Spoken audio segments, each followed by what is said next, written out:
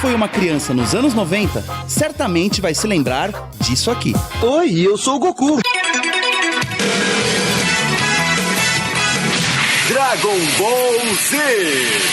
Para toda uma geração, Dragon Ball foi o símbolo da expansão da cultura japonesa no mundo. E apesar de termos a impressão de que a série fez sucesso pela sua originalidade e carisma sem precedentes, você se surpreenderia com a história real desse ícone. Prepare-se para olhar as engrenagens da cultura pop e entender o cenário que fez esse fenômeno cultural explodir como um Kamehameha na cara do Ocidente. Nossa história começa no Japão, na década de 80. Nessa época, o país estava a todo vapor como uma das economias mais fortes do mundo e a ascensão de empresas como Nintendo, Sony e Toyota. Nesse contexto, o autor de mangás Akira Toriyama e o editor Kazuhiko Torishima buscavam uma nova história para publicar na revista Shonen Jump, depois do sucesso do mangá Dr. Slump, criado por Toriyama.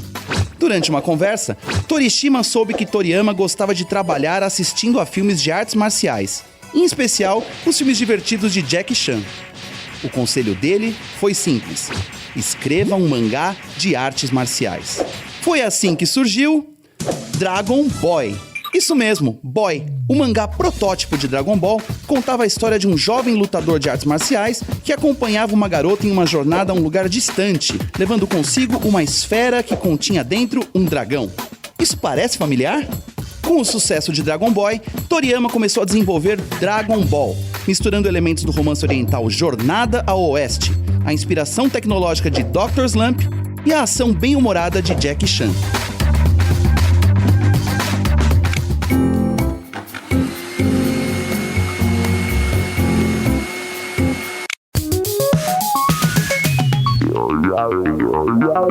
Lançado em 1984, o mangá se destacava por ter um apelo a um público mais jovem e uma ação menos gráfica do que sucessos da época como Akira e Fist of the North Star. Mas não havia nada tão revolucionário assim em seu enredo. Na verdade, a grande força de Dragon Ball estava no bom humor e nos personagens cativantes, como o protagonista. Qual é o teu nome? Oi, eu me chamo Goku. Seguindo o caminho natural dos mangás de sucesso, em 1986, Dragon Ball foi transformado em um anime pelas mãos da Toei Animation, e não demorou a cair nas graças do público japonês. Mas no mangá, Akira Toriyama se sentia limitado pelo seu personagem principal. Foi então que surgiu uma ideia controversa: Goku precisava crescer. Não para desenvolver mais as motivações e questões internas do personagem, e sim porque braços e pernas maiores dariam mais movimento para as lutas. Então, Goku se tornou um homem. Apesar de uma relação por vezes conflituosa, Torishima confiava em Toriyama. O mesmo não podia ser dito dos produtores do anime. Com o novo Goku chegando, Torishima exigiu que a Toei Animation contratasse novos produtores. E é aí que surgem duas figuras importantes, Kozo Morishita e Takao Koyama, que trabalhavam em outro anime de sucesso na época. Guarde esses nomes. Goku já era um adulto no mangá, e agora o anime tinha um motivo para se reinventar. Com novos produtores e novas possibilidades pela frente, foi o começo da era Dragon Ball Z, a saga que levaria Goku ao topo do mundo, inclusive no Brasil.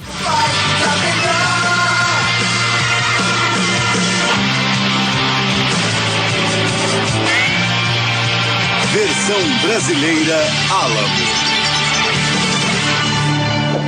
Entre a metade dos anos 80 e o início da década seguinte, o Brasil passava por muitas mudanças econômicas e sociais. A aprovação de mais concessões para canais de TV aberta trouxe novos competidores para a sala de estar dos brasileiros. Como nem todo canal tinha dinheiro ou estrutura para produzir conteúdo e ocupar 24 horas de programação, mais e mais programas estrangeiros foram introduzidos, incluindo a chegada de novelas mexicanas como Carrossel, programas infantis como Chaves e Chapolin, além de inúmeros seriados e desenhos japoneses. Mas em 1994, chegava ao Brasil, na extinta Rede Manchete, a série que abriria de vez as portas para outros animes.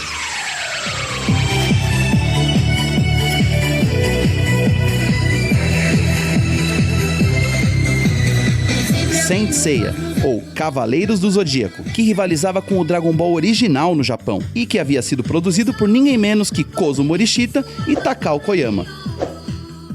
O sucesso de Cavaleiros no Brasil foi tão grande que deu início a uma verdadeira corrida entre as emissoras para encontrar o próximo fenômeno japonês. Sabe qual anime conseguiu vencer os Cavaleiros nessa corrida? Isso mesmo, Nenhum. Até o Dragon Ball original tentou competir, sendo exibido pelo canal SBT, mas não conseguiu elevar o cosmos ao 7º sentido. E a moda dos animes acabou perdendo um pouco da força por aqui. Esse meu jeito de viver. O cenário só mudou em 1999, com a chegada de Pokémon e Digimon, trazendo a animação japonesa de volta ao foco das crianças e jovens no Brasil. Nessa época, a emissora Band conseguiu garantir os direitos para exibir Dragon Ball Z. Foi o momento perfeito para que o mundo de Goku finalmente conquistasse os corações dos brasileiros. Muita gente ainda se lembrava desses personagens. O Mestre Kami estava lá, a Bulma, Kuririn, até o Yancha. Mas agora Goku era adulto e tinha um filho. E as lutas eram mais frequentes e absurdamente empolgantes. Goku virou o ícone da nova geração de fãs de anime no país. A partir dos anos 2000, o Brasil virou terreno fértil para as animações japonesas, uma tendência que segue forte até hoje. Dragon Ball Z já fazia muito barulho nas tardes da Band, quando mudou de casa e foi para a Rede Globo, onde teve seu auge. O Cartoon Network, que já exibiu o anime original desde 99, também trouxe ao Brasil a fase seguinte, Dragon Ball GT, antes mesmo da estreia nos Estados Unidos. E agora, mais de 15 anos depois, Dragon Ball faz um retorno triunfal, com mais uma fase, Dragon Ball Super. A nova saga uniu fãs novos e antigos, mostrando que mesmo trintão, Goku ainda pode competir de igual para igual com os heróis dos mangás e animes dessa geração.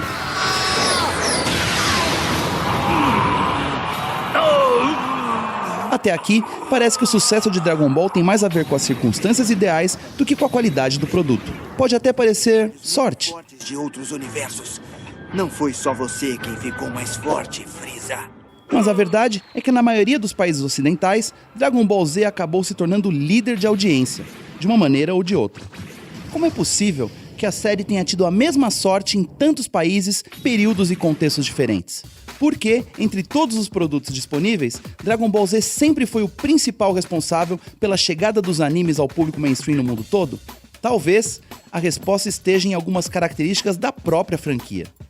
Primeiro, a simplicidade de enredo. Enquanto muitos animes se tornam difíceis de absorver pela necessidade de entender as técnicas de luta, a mitologia e até detalhes específicos da vida social japonesa, Dragon Ball Z não tem nada disso. No geral, os mocinhos são mocinhos, os vilões são vilões, os poderes são grandes bolas de energia e o caminho para a vitória é treinar como se não houvesse amanhã. Em segundo lugar, a história de Dragon Ball Z tem elementos que já foram vistos em outros produtos culturais do Ocidente, tornando a aceitação ainda mais fácil. Mas quais elementos de Dragon Ball Z são familiares à cultura ocidental? Acompanhe comigo. É a história de um alienígena que veio ainda bebê para a Terra, ganhou poderes e se transformou em uma espécie de herói, até que seres da sua raça vêm ao nosso planeta e exigem que seu semelhante domine a espécie humana. Ele se recusa e entra em conflito contra seus conterrâneos, a favor da humanidade. É exatamente a história do Superman.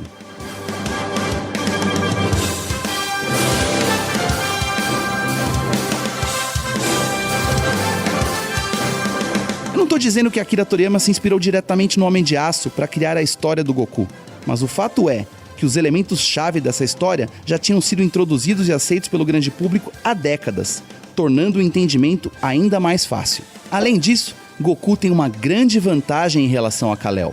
Apesar de ser um Saiyajin, Goku é muito mais humano. De certa forma, Goku é o exemplo perfeito do sonho americano.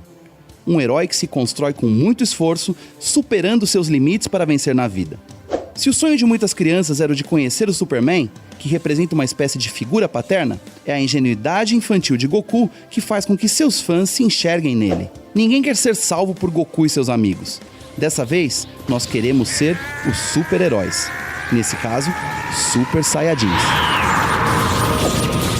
Diversas referências já estabelecidas no Ocidente continuaram aparecendo em toda a série Dragon Ball Z, como o Esquadrão Especial Ginyu, uma espécie de Power Ranger do mal, a transformação de Frieza em um ser semelhante ao Alien dos cinemas, os magos Bibidi e Babidi, cujos nomes foram tirados diretamente do conto da Cinderela, e até a saga Cell, que lembra bastante o enredo do filme O Exterminador do Futuro, I'll be back.